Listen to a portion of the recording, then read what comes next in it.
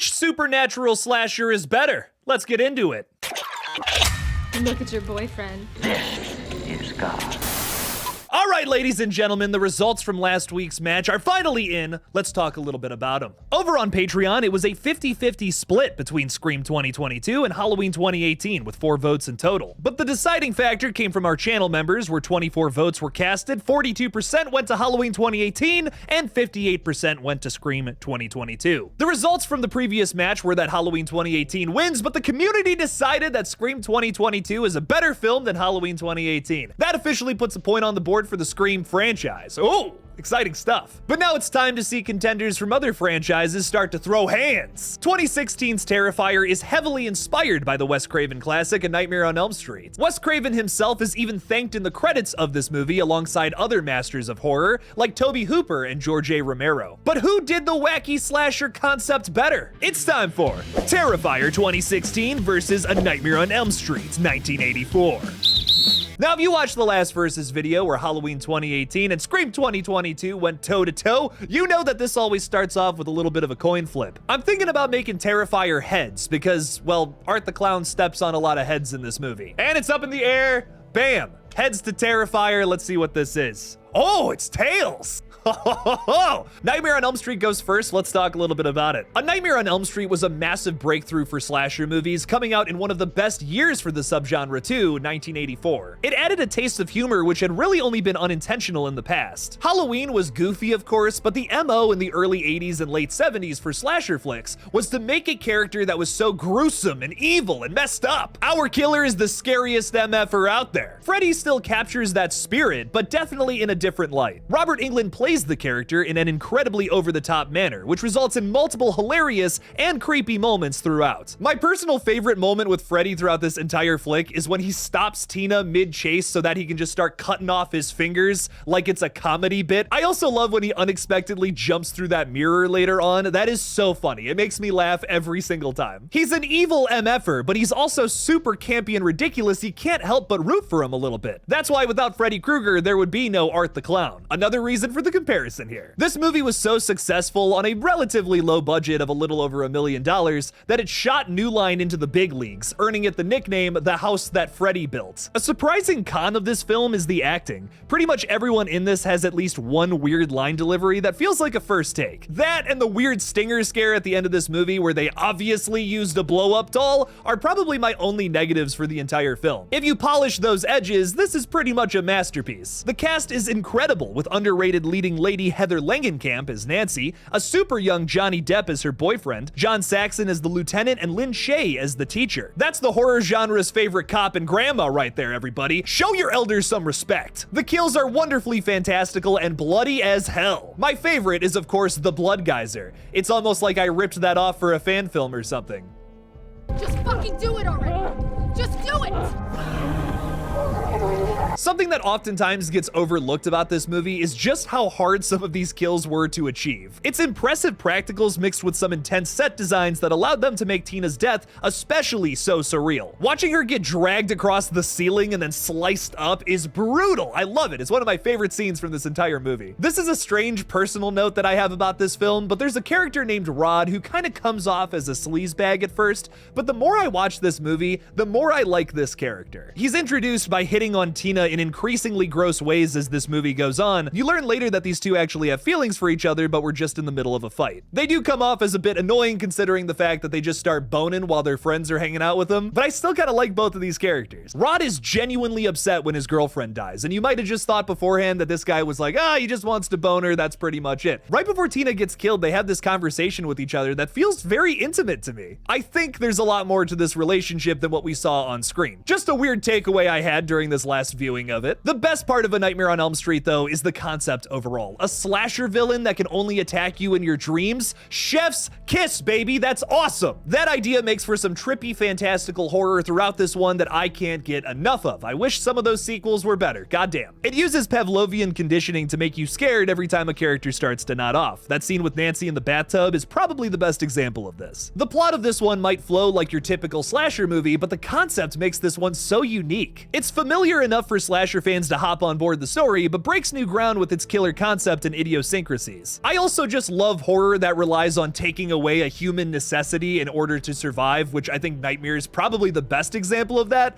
Another really good example is Don't Breathe from 2016, where our characters have to be silent in order to avoid the blind man. And the blind man himself is a good example too, because he's, well, it's right there in the name. Overall though, the original Nightmare on Elm Street is one of the best slasher movies ever made. It's gonna be hard to beat this one, Terrifier from 2016, but let's talk a little bit about that one. It's tough to look at Terrifier as the first movie in a slasher franchise. I see it more as a prequel or side story that just builds upon the sequel's plotline. In my head canon, Terrifier 2 is the first movie. I look at this one more as like Terrifier 0. The story is pretty all over the place, constantly jumping from different protagonists because Art keeps successfully killing everyone on screen. I don't want to sound like I'm complaining though, those kills are freaking awesome. The other thing I've realized about this movie after watching it so many times is Art is the focal character here, not any of our seeming protagonists. It's a highly experimental approach to a slasher flick that I mostly love, but does get clunky sometimes with the pacing. Speaking of characters, let's dive right on into that. We start this one off with a broadcast of the Monica Brown Show where she's interviewing Art the Clown survivor Victoria Hayes. Monica Brown is a hilariously intricate name for a slasher movie journalist. Hear me out on this. I want you to close your eyes for a second and think of the most popular horror journalist character out there. Now that we're all thinking about Gail Weathers, who plays her? Courtney Cox. Who else does Courtney Cox play? Monica on Friends. So not only is this an awesome Scream reference, it's also just a Courtney Cox reference overall. Anyways, Monica here gets absolutely mauled by Victoria at the end of this opening scene, showing us that Victoria herself has become a killer. I'm excited to learn more about Victoria, played by Samantha Scafidi, and Terrifier 3 coming out later this year. My guess is she's gonna be like the bride of Terrifier, working alongside Art the Clown. I believe they're both infected with some crazy demon virus thing. If you want to hear me talk more about my crazy theories on that, check out this video, I think, over here. Tara and Dawn might not be the best written characters considering their questionable dialogue, but the performances from Jenna Cannell and Catherine Corcoran save face here. Dawn being oblivious to how creepy this clown is kind of bothers me a little bit because it's like, come on, dude. But it's lead up to one of the greatest slasher kills in history. We're gonna get to that in a second, I promise. We're almost to the kills. It's so easy to think that Jenna Cannell's Tara character is going to be the final girl of this movie considering the way she's set up. She's a little more sympathetic than Dawn is, and you kind of want to root for her.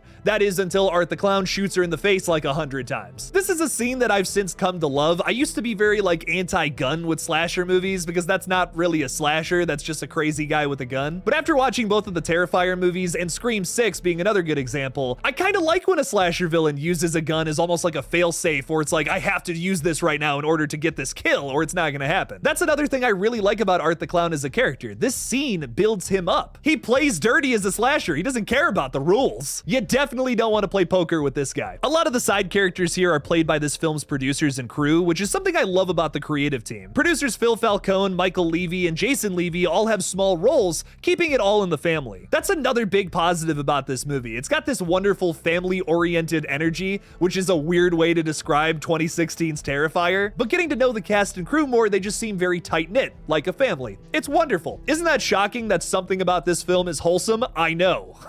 Oh, and the killer himself, played by David Howard Thornton, Art the Clown, is a spectacle to behold. This cute and cuddly little fella is slowly becoming my favorite slasher villain. His unnatural silent laughter and expressions of joy as he kills is instantly iconic. I've had the pleasure of meeting a lot of the people who worked on this movie, and they're all just sweethearts who want to make a good horror flick. David himself is a very clown-like personality, which is something I noticed multiple times being around the dude. Point being, if you ever get to meet him, you'll understand why he got the role. Art the Clown and of course the gory kills are the main attraction here though. Where do I even begin? The dudes at the pizza parlor getting their hands hacked in half or heads turned into jack-o'-lanterns, the exterminator getting his head smashed, Victoria getting her face eaten, and of course the crown jewel, something I definitely can't show you in this video, the hacksaw scene. Dawn gets strung up by her ankles completely naked and gets sawn in half from genitals to neck. It's easily one of the most depraved kills in slasher history and one of my favorites from this entire franchise. Nothing tops the bedroom scene from Terrifier 2. I mean, come on. I hope I'm eating those words this October. Overall, Terrifier might be a bit messy, but it's successfully a grimy horror flick that focuses much more on the killer himself than any of the meatbags in this flick. It's not for everybody, but it's certainly for me. Now let's compare these two fuckers. Art the Clown is clearly inspired by Freddy Krueger. Director, writer, producer, special effects guy Damien Leone has even confirmed that in multiple interviews. That gives Nightmare on Elm Street some major points in my opinion. No Freddy Krueger, no Art the Clown. These two are both extremely over-the-top slashers that are passionate about their craft. They love killing people. Oh boy,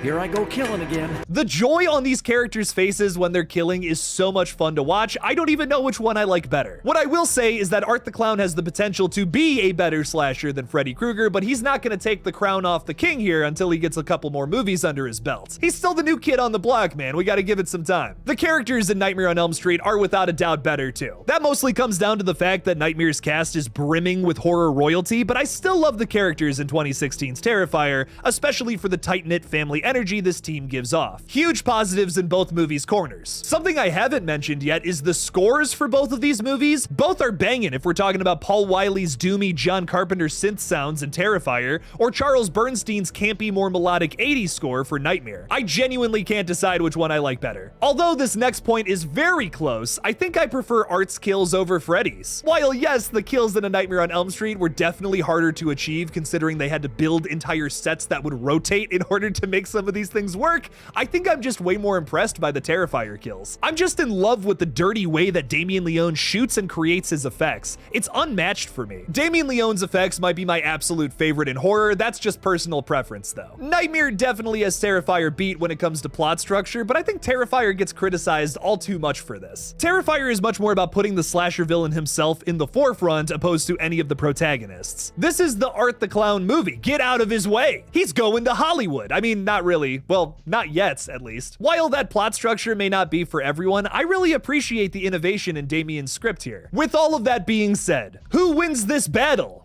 I think it's gotta go to Nightmare on Elm Street. I do think that this is a closer versus video than most people would say, but Nightmare definitely still comes out on top. The biggest deciding factor for me is I think Nightmare on Elm Street just simply has a better concept than the killer clown. Not that Terrifier's concept is bad, it's just a guy who can kill you in your dream versus reality is just a little more interesting. Both are undoubtedly groundbreaking movies that had slasher fans in a chokehold upon their release, but Nightmare is a classic. It's not perfect, but it stood the test of time. It is still just as fun to watch today as it probably was back in 1984. I don't know why I'm the one to make that point. I was born in 1998. I still love Terrifier from 2016 a lot, and if this was between Terrifier 2 and the original Nightmare on Elm Street, well, some of you might be very mad by those results. Maybe I'll save that for a future installment though. A Nightmare on Elm Street gets my vote, but it's ultimately up to the community to decide who wins this battle. Once this video comes out, a poll has just dropped for channel members and Patreon supporters to vote who really won this fight, A Nightmare on Elm Street or Terrifier. So to my Terrifier fans out there, if you want to upset this vote,